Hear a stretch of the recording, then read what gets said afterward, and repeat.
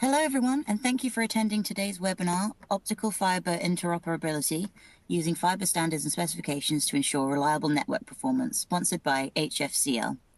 Before we begin, I'll cover a few housekeeping items. On the left-hand side of your screen is the Q&A. If you have any questions during the webcast, please type your question into the Q&A box and submit them to our speakers. All questions will be saved, so if we don't get an answer to you, we may follow up via email. At the bottom of your audience console are multiple application widgets you can use. If you have any technical difficulties, please click on the yellow Help widget. Here you can find answers to common questions. A copy of today's slide deck is available for download in the blue resource list widget. Near the end of today's presentation, please take 1 minute to complete the survey that's open on your screen. Your feedback is extremely helpful. An on-demand version of the webcast will be available about 1 day after the event and can be accessed using the same audience link that was sent to you earlier today. I would now like to turn over the event to Heavy Reading Senior Principal Analyst Sterling Perry. Thank you, Catherine. Hello, good morning, good afternoon, good evening. My name is Sterling Perrin. I'm an analyst with Heavy Reading, and I am the host for today's session on optical fiber interoperability, sponsored by HFCL. A little bit of a different topic for us. We focus a lot on the equipment on the either ends of the fiber, but this one we're going to do a real drill down into the fiber cables themselves, a very important topic and one that probably doesn't get covered as much at Light Reading it as we should. And helping me do that, I have Dr. Peter Weimann from HFCL. He's the CTO of optical fiber and optical fiber cables, joining us today from India. Hi, Peter, welcome. Thank you, Sterling, and good evening from one of our factories in Hyderabad, India. The timing just worked out that I'm in India for this seminar, so it's 10 o'clock back home for me on the East Coast, but 8:30 at night here. But we've got a good connection and excited to go. Yeah, we've got a lot of good content to get through as well. So looking forward to your participation. For the audience, this is the flow of the next hour. I'll just make the case basically for the importance of fiber and what's driving the importance of fiber today. And then I'll hand things over to Peter, who will talk about standards and then some of the technical issues around fiber, including macrobending, attenuation, a mode field diameter, and then interoperability and fiber specifications. We should, as we always do, should have about 10 minutes or so for Q&A at the end. So please ask questions throughout, and we'll get to as many as we can at the end. And we also have several, I think we have 3 poll questions for the audience today. So looking forward to what the audience has to say. And it looks like it's a good global audience too. So should get some interesting data from that. So I'll talk about trends in fiber from 3 aspects, three of the key segment drivers. The first one I'll talk about here is consumer broadband. This slide shows the average subscription speeds or data rates for consumer broadband, and this is a global chart. And so this is not download rates, not average download rates, but it's the subscription speed that individual consumers would subscribe to in various countries. The data comes to us from our sister organization, Omdia, who does an excellent job tracking all these things on a very regular basis. You can see the world is very much moving to a gigabit society. If that deep purple shade on the top is increasing as a share of overall broadband, fixed broadband, moving from 14% global share in 2022 to almost half, 44% by 2028. And it's doing that at the expense largely of tiers below 500 meg. So the 500 meg tiers, which are dominant today, 2022, they were about 2/3, dropping to just 31% share by the end of 2028. So those sub 5 meg are declining, and the gigabit is really what's taking the share of that. Again, this is a global statistics. If there's certain regions in certain countries that the move to gigabit is much more stark than this. Certain Asian countries and even North America has a much greater share on the high end. So what does that mean for fiber? Fiber is very much the access medium for achieving those data rates. This data comes from the OECD organization, which has as its membership a lot of the industrialized nations globally. Not all of them. China's missing from this, but for the most part, it's a good share of the industrialized nations. And this is showing the measure of fiber connections as a percent of fixed broadband in the member country. So it's by country. So how much of that fixed broadband is fiber? If the average is in the middle there, about 41% among the member countries as a whole. But again, certain countries, if you go over to the left, Korea, Japan, some of the European countries, Spain, Sweden, are very, very high penetration of fiber already. And then to the right of the average, of course, are ones that are less fiber dominant. U.S. is a bit of an outlier. I'll just mention U.S. and North America generally has a very strong cable heritage that many other countries do not. And for that reason, as we've moved up in tiers, cable has been able to carry that requirement. But even in North America, we're seeing a move very much towards fiber first deployments going forward, even among cable operators. And certainly if you look at the BEAD, US government BEAD program for rural markets is very much based around a fiber first deployment mentality. It's certainly the gold standard for getting to gigabit speeds. So it's not just about consumer broadband, maybe somewhat counterintuitively, but mobility is a very large driver for fiber as well, something we've been covering, or I've been covering in my research for many years. Fiber also has a very important role to play in 5G rollouts, which the data on the left here also comes from Omdia, just in terms of global subscriptions of 5G. We know there's a focus on monetization that's very strong right now, but we know that the deployments themselves have been very strong and are continuing to grow, and that drives traffic on the network. Particularly for what we call X-haul, front haul, mid haul, back haul, as well as the aggregation networks where you have multiple connections, backhaul connections converging at certain hubs. We know that 10 gig to the cell site is kind of the gold standard in 5G backhaul. But when you get to these aggregation sites, the capacities quickly become much, much higher. Which is what the data on the right shows. This was from a survey, a heavy reading survey we published in 2023. At the time, it was a little bit surprising, the level of capacity that operators were expecting in the very near term for things like backhaul aggregation and access, edge access networks. But, you know, kind of over time and anecdotally, it is playing out this way. These nodes can very quickly get to 100 gig, and even we're hearing talk about 400 gig, 400 ZR types of requirements. So these networks, as they build out 5G, require fiber, they require WDM wavelength, and they require higher bit rates per channel as we move to 10 and 10 to 100 and 100 plus. So strong fiber play in backhaul or in 5G mobility generally, in consumer. And then, of course, the talk of today, of this year, is all about AI and the data center boom driven by AI.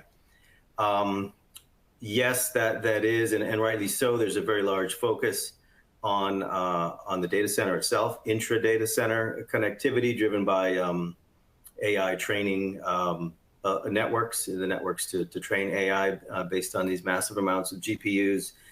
But we also know that intra-data center connectivity drives connectivity outside the data center interconnect or inter-data center connectivity.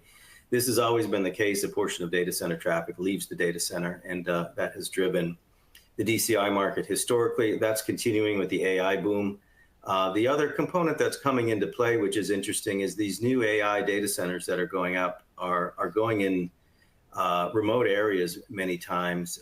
They need the space to build these massive data centers, and they also need power, really dedicated power to run them.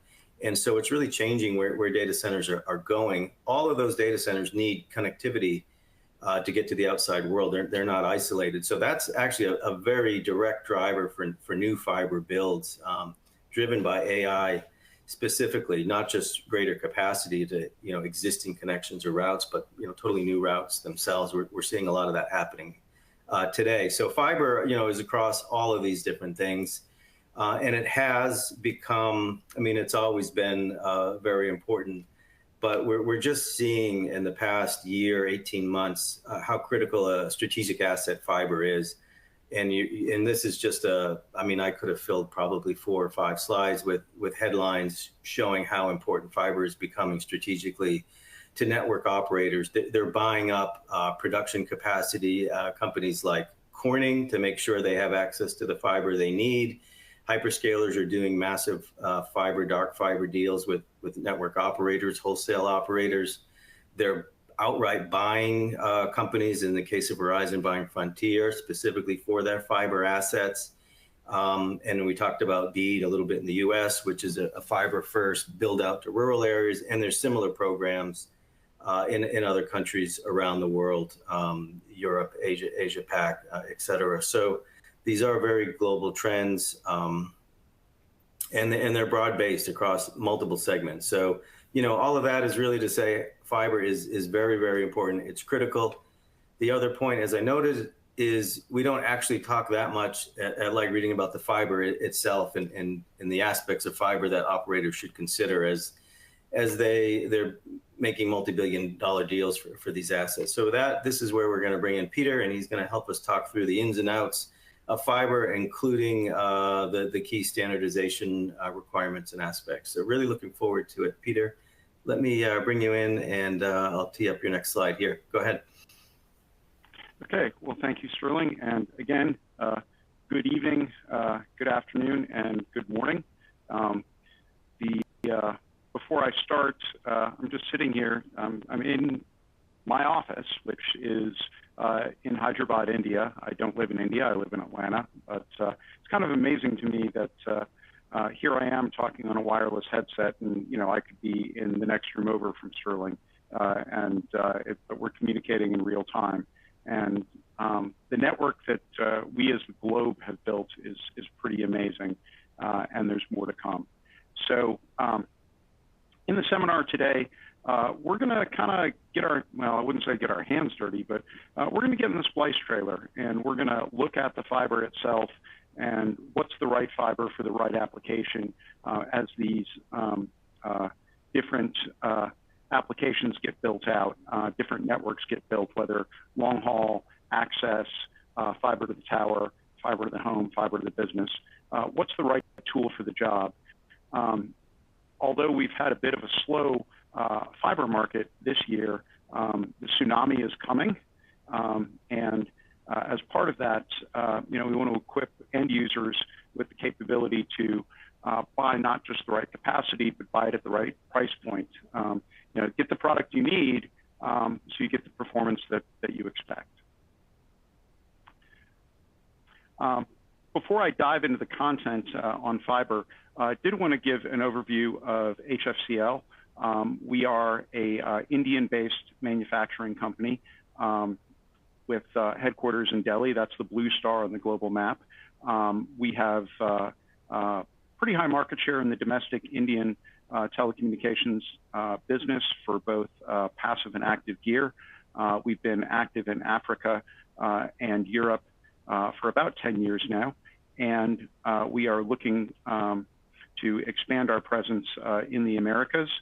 We came into the Americas market in late 2002, just in time for the market to collapse, but we are here for the long run and here to introduce ourselves to clients who don't know us across the globe, but we do supply to over 80 major customers in over 60 countries. I'm the CTO of the fiber, cable, and connectivity vertical, which has 4 factories across South India. I'm talking to you from an office in the building on the right in picture number 1, Hyderabad, Telangana State, South Central India. That's our newest cable plant. We are expanding our capacity to produce different types of cables here, and we have space for future growth. But the big investment here is in production of the optical fiber itself. we've been making cable as a company since the mid-1990s. And we decided to get into the fiber production business in the late 2010s. And what we found is that our fiber performs really well, and we're investing to have the best, expand our capacity to produce some of the best fiber in the world. We also produce cables in Goa on the west coast of India, which is a lovely place to visit, some world-class beaches, about a 15-minute drive from the factory. That's the original plant built in the 1990s. We've replaced some of our older equipment with new equipment to increase its capacity. Our largest campus is in Chennai on the east coast of India, where we have our largest cable capacity and also produce our passive connectivity solutions. One of the things that we do as a company is we look at ourselves as a solutions provider. And so we vertically integrate both forward and backward because we think that gives us the best security to support our customers. So in Hosur near Bangalore, we actually make raw materials for optical fiber cable, and we're also doing some work on defense and mobility in terms of wiring harnesses and connectivity. So I guess when people say you give a seminar, you should tell people what you're going to tell them, and then remind you what you told them. So this is kind of a preview. This is going to be very practical, hands-on stuff about fiber and fiber attenuation. What does some of the jargon mean, the G designations, and how do they impact cost? Understanding the key fiber parameters you need as a network operator to ensure that your network is going to perform and be interoperable with other networks. We talked about we're sending signals all over the globe. Networks are connecting to other networks. It all has to be seamless. The three critical parameters are macrobending of the fiber, attenuation or signal loss over distance, and mode field diameter, which is where the power in the fiber travels. On the right, I show a couple of examples of OTDR traces, which is how you characterize the signal attenuation in a fiber network. And on the bottom, I show something that is familiar to technicians called a gainer, where it looks like you're actually gaining power in the middle of a run. On the top, I show a loser. That's an artifact of the fiber itself, and I'll talk about where those come from and how to mitigate them. They're not actual performance issues, but they do create a lot of confusion and can actually add to a lot of cost in network characterization. And then the final thing is, as we get in a more complicated world, and Sterling referred to AT&T doing a $1 billion tie-up with Corning to secure fiber supply into the future, both for supply security and product availability. It's often necessary to mix different types of fiber within your network. And what I hope people take away is you can do that, and it will work very well, but you need to have the right specifications for the glass.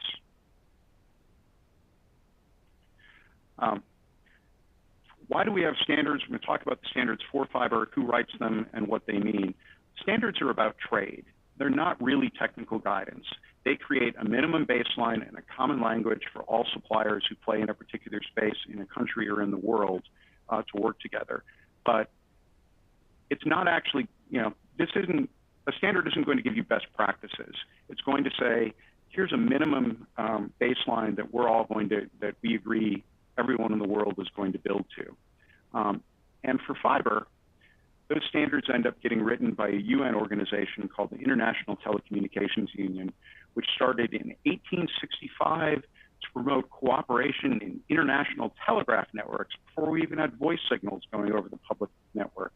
I show some of the different standards or organizations that write fiber standards, but for single mode glass, like what's used in medium to long haul telecom networks or non-enterprise applications, ITU writes the standards, and the other organizations essentially adopt the ITU standard as their standard, whether it's Telcordia or TIA in North America or IEC internationally.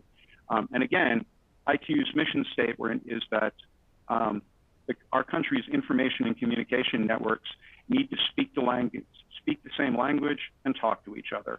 So that's why they come up with the standards and recommendations that they do.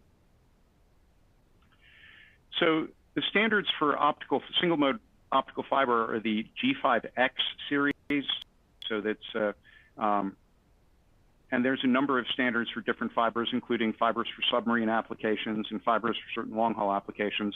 But for generic telco, the main standards are the G652 and G657, and I'll elaborate on them in the next couple slides. But any fiber meeting a given standard will meet the minimum requirements for all of the attributes below. Each one of the ITU standards in this series specs all of these things. So if you say, I've got two G652D fibers, for example, they can be spliced and connected in the network, and it will work at a baseline level, but it may not be optimum. So you really need to write detailed specs beyond those ITU minimums to ensure you get the performance you expect. And as we mentioned before, the critical parameters are macrobending, attenuation, and mode field diameter. And now we're at our first poll question. We are. Thank you, Peter. Yeah, as I said, we have 3, so this is the first of them. It should be up for everybody right now. I'll read it out, and if everybody can just take a moment to pick what's most applicable, and then I'll push the results, and we'll see where we get. Peter, I'll let you comment once we push. Okay. So the question is, do you believe that mixing fibers from different manufacturers impacts network performance significantly? Yes, it causes more issues. Obviously, this is a pick one question. Yes, it causes more issues. No, it's manageable with proper specifications. Or C, if this is all fairly new to you and you're just not sure, then we have an option for that. Just the third option, unsure, no strong opinion. We do have a good size audience. We're getting a decent number. This is not quite a scientific poll, but if we get enough numbers, they tend to be pretty good. Let me push out here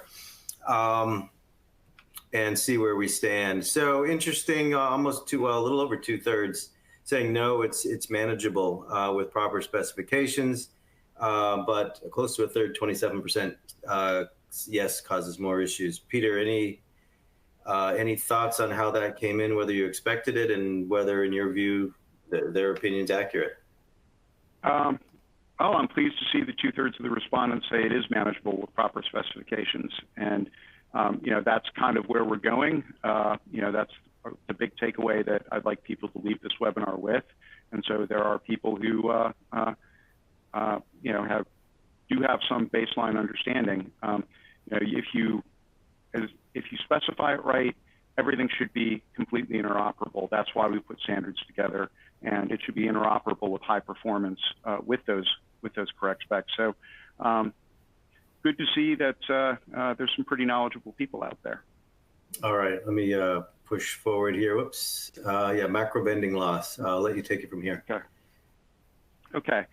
Now we're going to get into a little bit into the weeds of chemistry and how glass works, but it's kind of an explanation for why the fibers perform the way they do, and just as importantly, why they cost as much as they do, or what the relative prices are. And really, the macro bending performance is what drives that.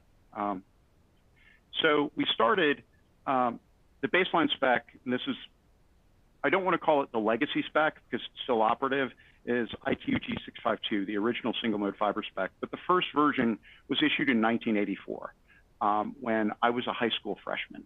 So, and I'm a long way past that now. Version 10 should be published next month, but it's a pretty mature standard for baseline telecom grade optical fiber. The G652D specification, that's the most common fiber from this spec used still in the marketplace, came out in 2003, and that allowed transmission in the approximately 1360 to 1400 nanometer window through some modifications to the fiber chemistry. The macro bending loss requirement in the standard is to wrap 100 turns around a 30 millimeter radius and then measure attenuation at 1625. That's a lab measurement. People aren't really transmitting at 1625 in the field. There's no reason you'd put 100 turns out when cabling a box or terminating fiber. So there's a practical macro bending loss limit, which is half a dB of added loss for one 360-degree turn around a 16 millimeter radius. If you think about that, it's roughly a circle about this big. And when you think about routing a fiber in a closure or routing a fiber in a termination box, that's a pretty big space you need to leave. to make sure that you don't get point attenuation from the bend. And the fiber itself, there we go. This typical so-called, this graph or this plot, cartoon is a better word for it, is actually an image of a cross-section of a fiber. So the transmission distance is on the blue dotted line going up and down to infinity, and the blue dotted line is at the center of the fiber. There is a core. The way the total internal reflection works, it keeps the light inside the fiber instead of scattering out into the world. It's based on refractive index contrast between the core and the surrounding glass. And the core is going to be about 8 microns roughly for typical fiber, 8 to 9. The way they do it is they take normal silica glass and they replace some of the silicon atoms with germanium, which is in the same group just below silicon on the periodic table. And what that does is it increases the refractive index and promotes the total internal reflection that allows the guiding of the light. So that's how the fiber itself works. Now, modifying that is how we make a fiber bend insensitive, and I'll get to that in a couple of slides. A newer spec was developed in the mid-2000s called Characteristics of Bending Loss Insensitive Fiber and Cable.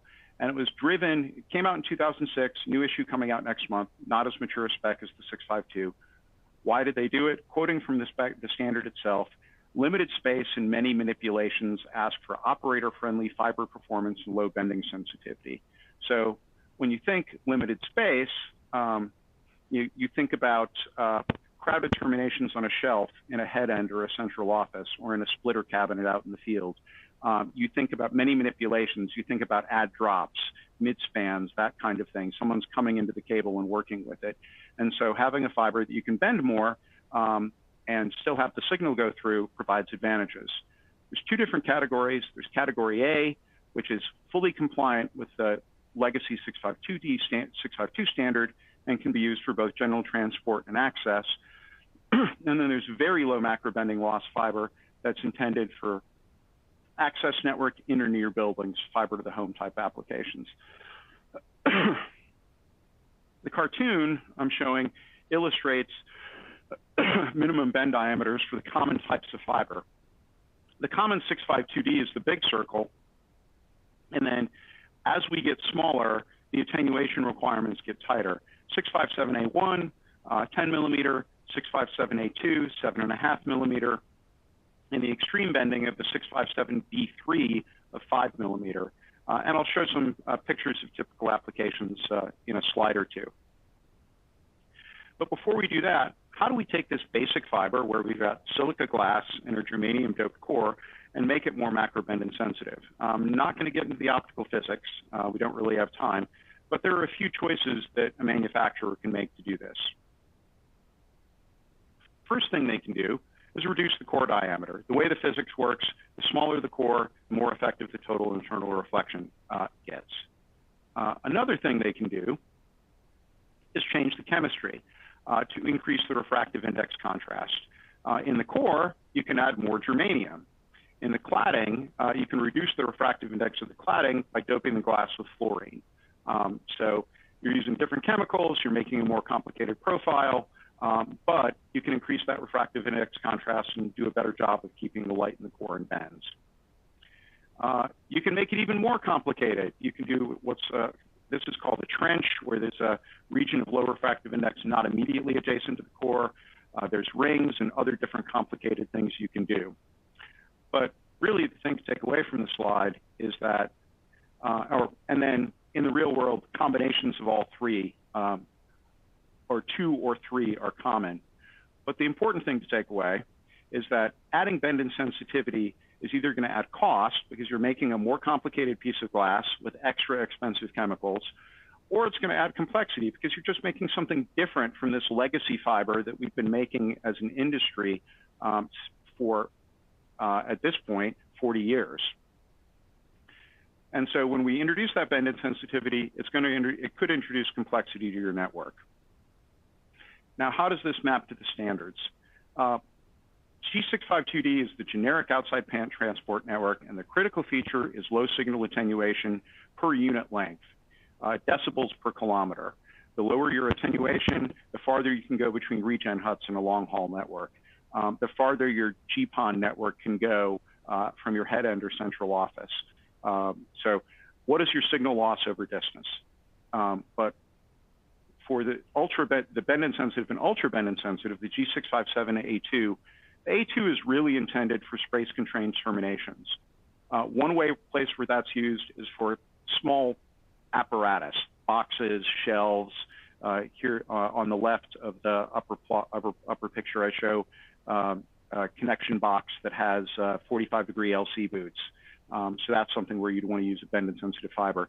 But the real application is, this picture on the right is a splitter cabinet I found a picture of on the reddit.com subreddit cable fail, where you see nightmares of cable spaghetti like this every day. This one isn't that bad, but if your technician is facing this, your fiber is probably getting bent in a way that you wouldn't intend and wouldn't be ideal, and that can cause point loss and rework. That can cause truck rolls. So that's an application where the G657A2 is designed to work. And then the ultra bend insensitive G657B3, it really provides you with cable that can be handled like Cat5. You can bend it around corners. You can staple it in place. You can take your slack and ball it up and jam it into a conduit box. But for these bend-insensitive fibers, the critical feature is not attenuation over distance. It's attenuation at a point. I can bend it really tight, and the signal's still going to go through. G.657A1 is something that we're kind of stuck with. It's not a particularly useful label. The category itself is extremely wide. A fiber that has bend loss of 0.7 dB for one turn at 10 millimeter is A1.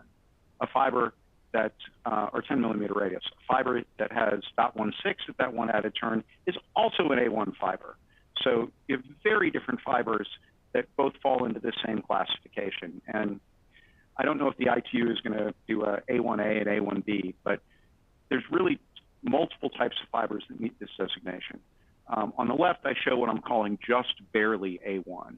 That lets you do smaller closures, smaller demarcation boxes, that kind of thing out in the field.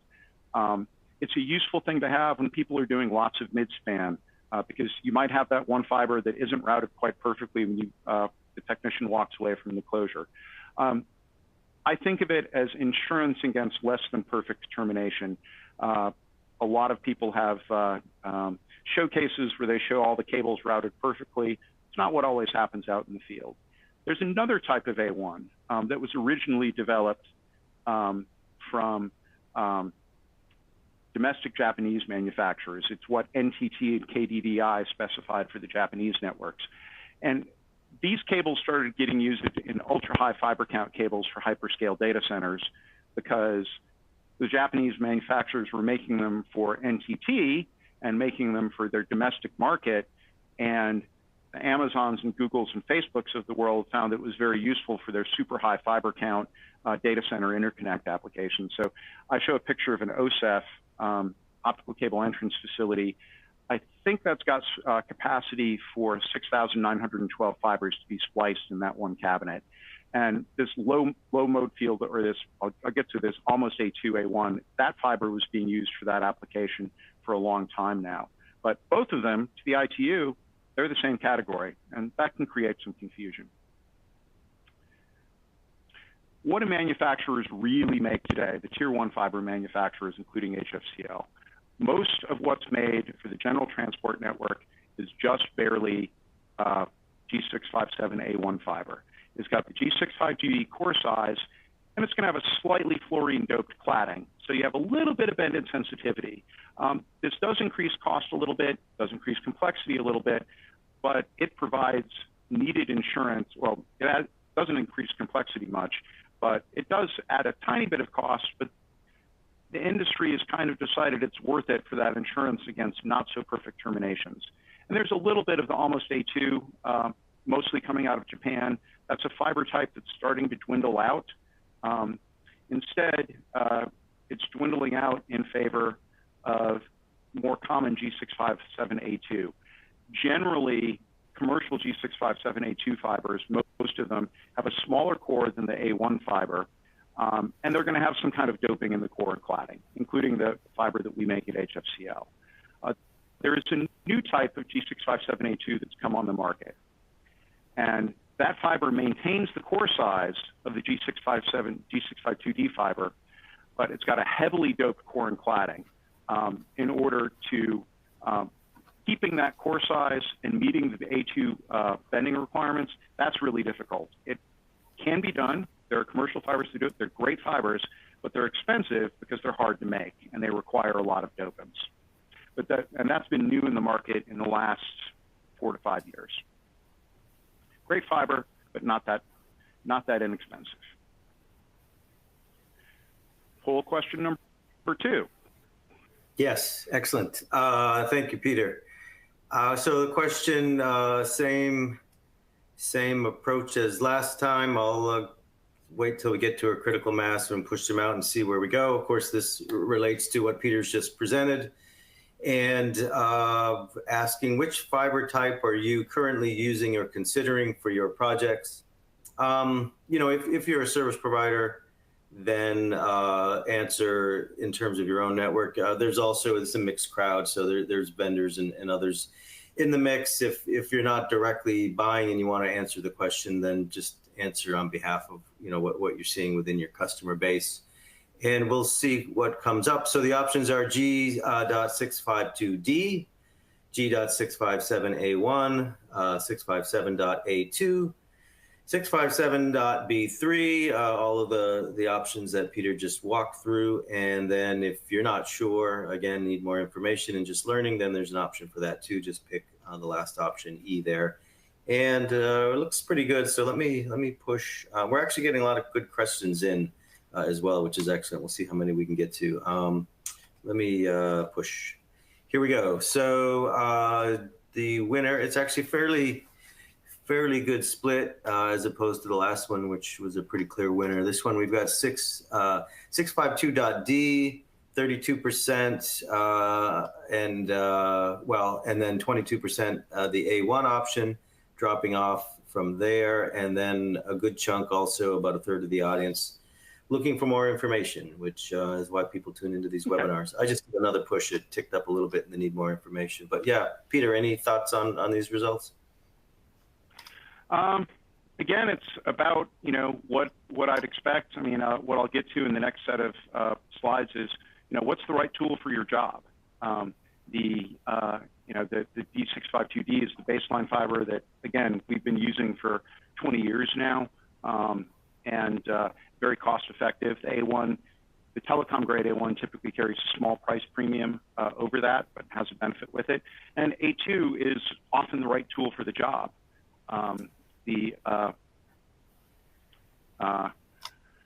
So it's a good mix.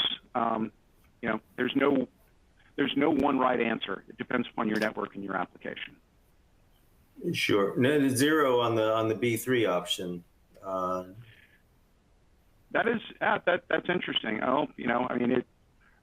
It's a bit of a niche application for what I would refer to as literally in-home FTTH.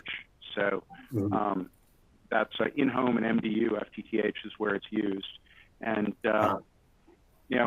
we were talking before we went live that fixed wireless is zooming in popularity, and that's often a good answer where construction cost is very high. The B3 fiber, you've got one person coming in and stapling or otherwise routing that cable. Maybe there's less expensive ways to deploy than that B3 type fiber. Yeah, great. It's good stuff. All right, moving on to attenuation. Okay, so attenuation, pretty simple. Glass scatters light naturally, it absorbs light naturally. So what is your distance? How much signal do you lose per unit distance? All of the ITU, the 652 and 657 specs, they all have the same allowed maximum attenuation. And if any of you out there are buying fiber or specifying fiber, you might be looking at it and saying, that's pretty high. And The answer is yes. It is a global baseline that was set decades ago, and fiber has gotten a lot better over the years. So, I'll show our flagship product at HFCL of fiber we make is G657A1. That's what we make the most of and sell the most of. Our maximum fiber attenuation is significantly lower at both 1310 and 1550. And I asked my friends in fiber manufacturing, what's a typical? This typical is our current mean attenuation in production. We are at 0.34 max, but our mean is 0.324. And 1550 is where there's the biggest difference has been made over the years. Our mean attenuation at 1550 is 0.185. And any tier one supplier, HFCL included, their sales spec is going to be much tighter than the ITU standards, because we've all gotten a lot better at doing this over 40 years. On the other hand, when we consider the A2 fiber, it's generally going to be higher attenuation than the A1. It's not a big difference, but it's a real difference. At HFCL, we sell our A2 product at 0.35, 0.21, 1310, 1550 attenuation, tenth of a dB higher than our A1 product. And the actual attenuation at 1310, it's about a tenth of a dB higher. At 1550, it's 0.03 of a dB higher. Most people are transmitting at 1550 or that band. 0.03 is not necessarily a lot, but if you're doing a really long length GPON network, that might start to add up. But the takeaway is A2 is usually a little bit higher than the A1. And why is that? Well, we go back to our story about refractive index profiles in chemistry. If you add a little more germanium to the core to drive refractive index contrast, the more germanium you have, the more light gets scattered, the higher your attenuation gets. So your macrobending goes down, your macrobending loss goes down, but your actual attenuation over distance goes up. This is why these fibers are typically used in the access network. It's a short length, that difference isn't really going to affect your power budget. But on a long length, it might add up. In real world applications, 95 times out of 100, that difference won't matter. But it is something to be aware of.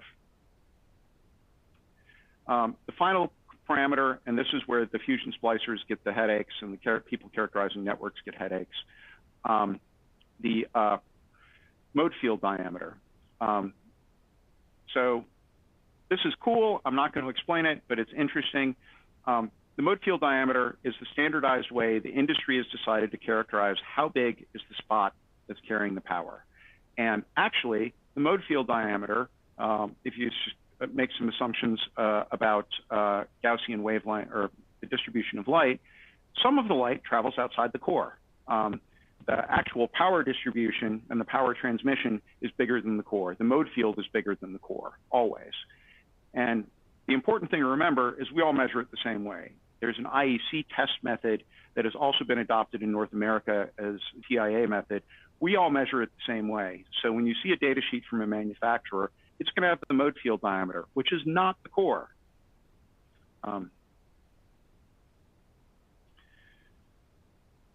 And when you fusion splice, it's looking up, the fusion splicer is looking at the core and trying to align it with the vision system.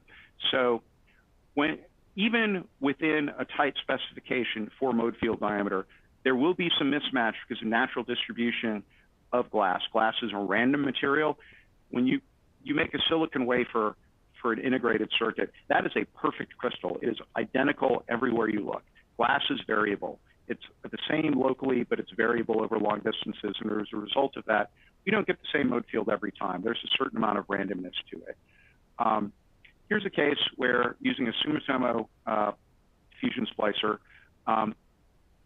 we took fibers out of our distribution from our HFCL G657A1, and we took fiber from a leading global manufacturer that we'll refer to as manufacturer A.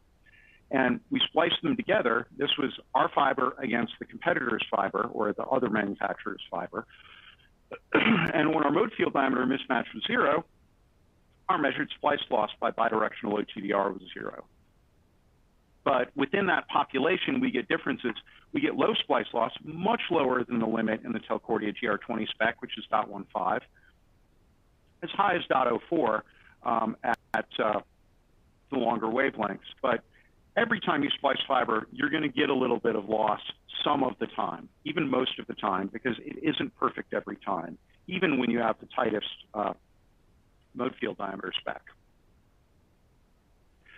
The way that the ITU deals with mode field diameter, actually, I should have flipped these slides, sorry about that.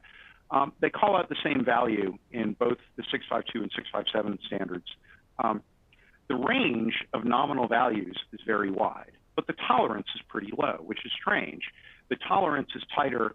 You know, when you add in the tolerances, fibers with mode field diameters ranging from 8.2 to 9.6 are all compliant. Why is that?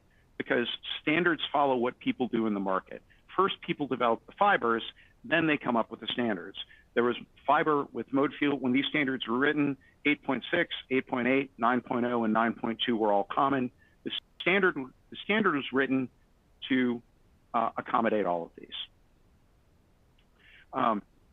But with the emergence of bend-insensitive fibers, with that wide range, and the fact that making your mode field diameter smaller improves your bend performance, that creates potential for big mismatches and big headaches in fusion splicing. So, example of that, we spliced our A2 fiber against our A1 fiber.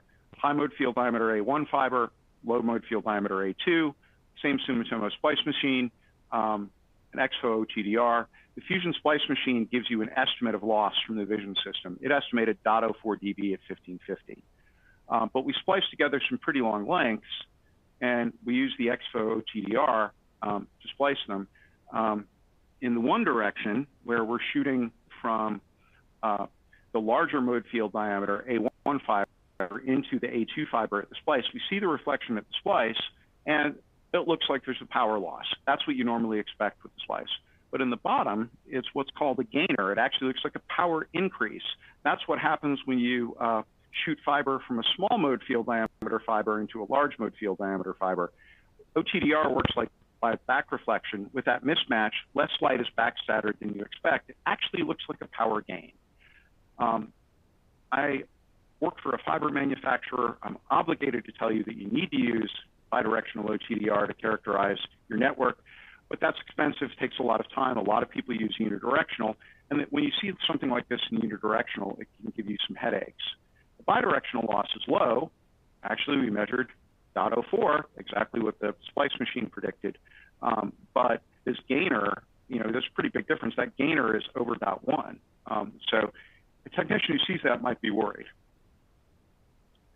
Last poll question. All right. Yep. Thank you. Last poll question up. And so this question is about which factor do you prioritize most when selecting optical fibers in cables? Is it cost? Is it performance specifications, manufacturer's reputation, or compliance with standard? And while we wait, maybe I can get in one or two quick questions from the audience. One of them, Peter, somebody asked, is there a practical macro bending loss limit within G.652? Want to take a stab at that? So yeah, so about a 16 millimeter radius, 32 millimeter diameter. So that's about, let's see, trying to do math in my head while a little bit jet lag. That's about an inch and a half, but you know, it depends on how much are you coiling and how are you storing it, how many bends are you putting into the network.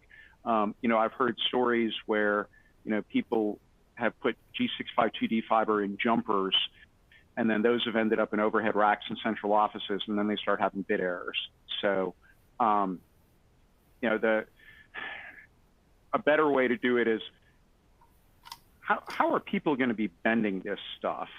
And if they're going to be bending it a lot, maybe you want to go to a little more bend-insensitive glass. It's almost a qualitative thing, although I've heard it be quantitative when people make the wrong choice and then wonder why they're having problems.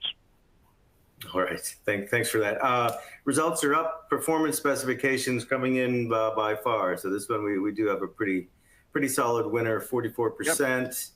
Yep. And then cost and compliance with standards equal on this. Thoughts here? Yep. You know, that's fiber is a 20-year investment or 30-year investment. So looking at performance specifications now and the ability to support future needs, you know, we talk about my service provider at home wants to swap out my line card and give me a 2G signal instead of a 1G signal. You know, will your network be able to support that? Or, you know, CWDM in the future if that starts to be a thing. So yeah, you're not putting this in for tomorrow, you're putting this in for a decade or longer. So I think focus on the specification. Cost always matters, of course, but a focus on specifications, I think, is the right place. Yeah, absolutely. All right, with that, let's head into the last section, interoperability and fiber specifications. So this is where I bring it all together and running a little. So if you specify only one manufacturer, will you get better performance? And in most applications, no, if you have the right spec. What does the right spec mean? Think about the macrobending loss you need. What kind of network am I doing? Am I in access, or am I going to be doing a lot of add drops? So I need something a little bit better than the baseline. And the nominal mode field diameter, because if you end up with a bunch of 8.6 being spliced to a bunch of 9.2, you're going to have headaches. In fact, I know of a customer that was unhappy with 9.0 splicing to 9.2. A fiber whose median was 9.0 being spliced to 9.2, a median 9.2, and that gave them a lot of headaches. I mentioned fiber will always be a little bit random, so most of your splices aren't going to be zero loss. But I do have a quick example. We did a loss during mode field diameter mismatch experiment for HFCL to HFCL and manufacturer A to manufacturer A. And we had mode field diameter mismatch as much as 0.2. And even when there was no mode field diameter mismatch, there was a little bit of loss. So if you look at these, do you see any difference between the two? You can tell which one's HFCL and which one's manufacturer A. And the answer is no, these look about the same. And the answer is that the one on the right was the HFCL. So even if you are specifying the same manufacturer, you're always going to have a little bit of loss in splices. You're always going to have small losers and gainers. And that's something to think about if you're characterizing your network by unidirectional OTDR.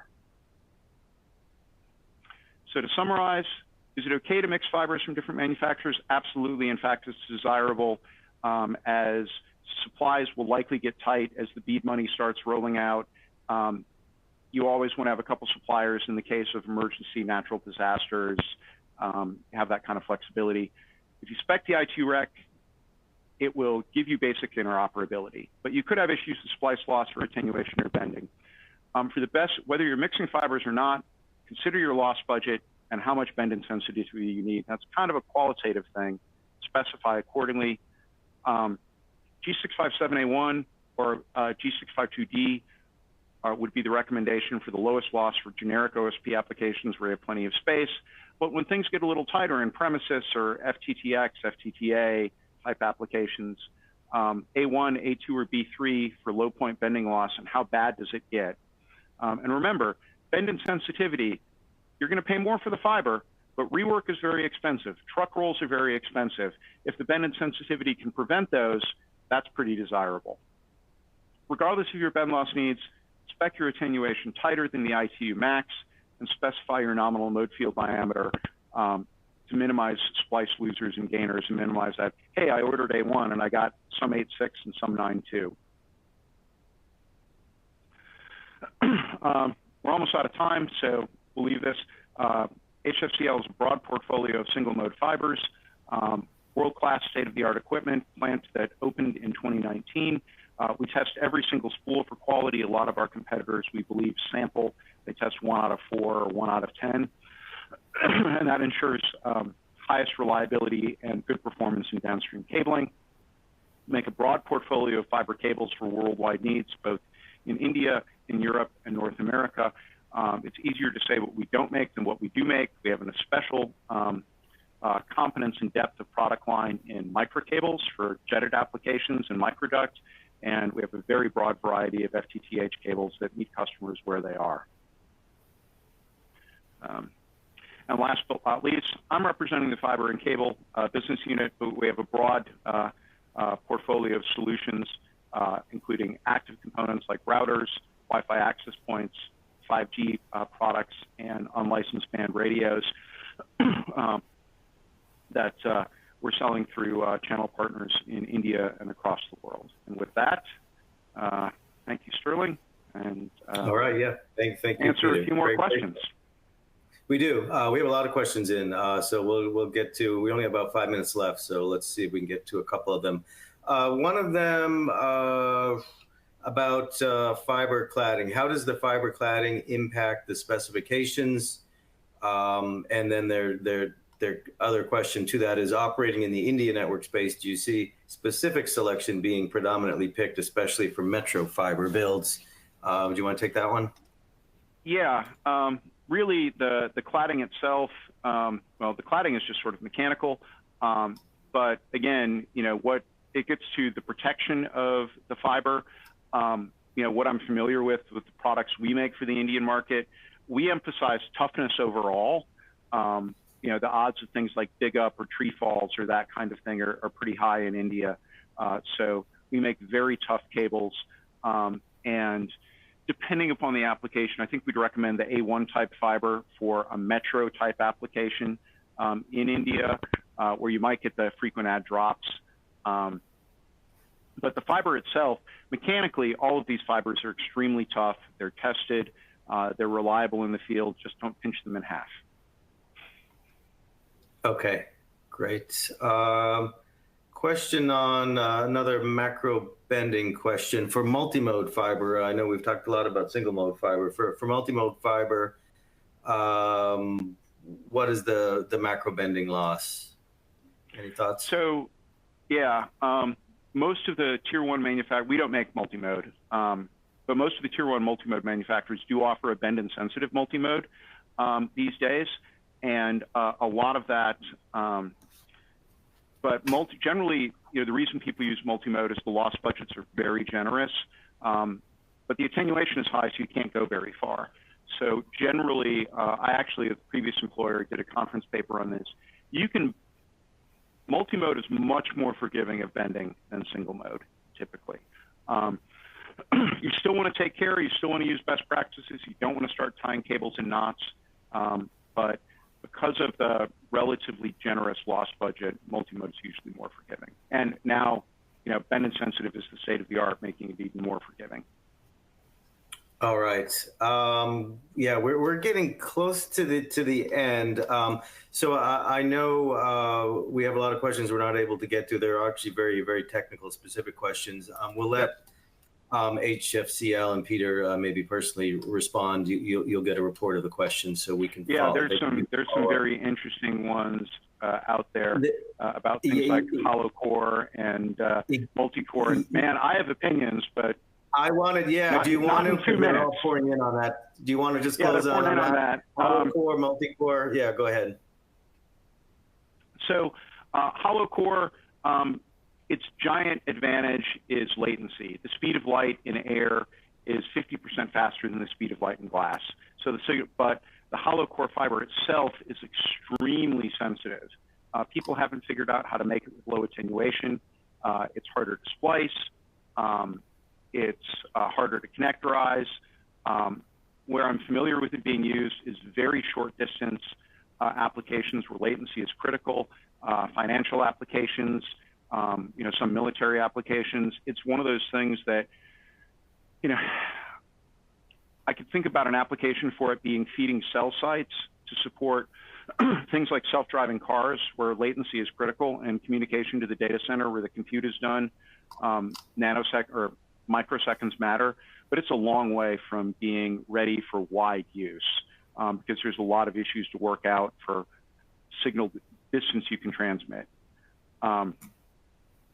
Likewise, the multi-core fiber It is being deployed commercially right now in submarine applications where they are very much space constrained.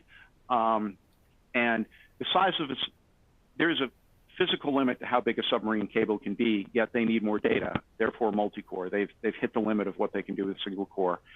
There is some discussion of multi-core for data centers and other stuff, but the very expensive process, the alternate to multi-core, well, the first alternate is smaller coating diameter fiber, which we make. We make 200 micron fiber that we have had a lot of success with in our microcable products. And then there's also been some discussion of smaller clad fiber, moving the fiber cladding from 125 to 100 or 80 as another way to do so-called space division multiplexing. Again, for the next few years, multi-core is going to be a niche application. And there's some other interesting questions out here, like wouldn't most macrobending concerns be related to jumpers or intra-building riser cables? It's critical in those applications, but open up a splice cabinet or two, or go on r.com/cablefail and look at what's out there. Especially as we put more fiber in the access network, macrobending is becoming more of an issue, especially in what I like to refer to as less than perfect installations. So. All right. Excellent. Yeah, really great presentation, Peter. We've got, I don't know, maybe a near record number of questions, which means you did a great job. Thanks a lot for your time, for your insights. Of course, thanks to HFCL for sponsoring today's webinar, and probably this should be the first of other webinars on this topic based on the feedback. Thank you, everyone, for tuning in, and have a great day. Thank you, Sterling. Thanks, everyone, for listening.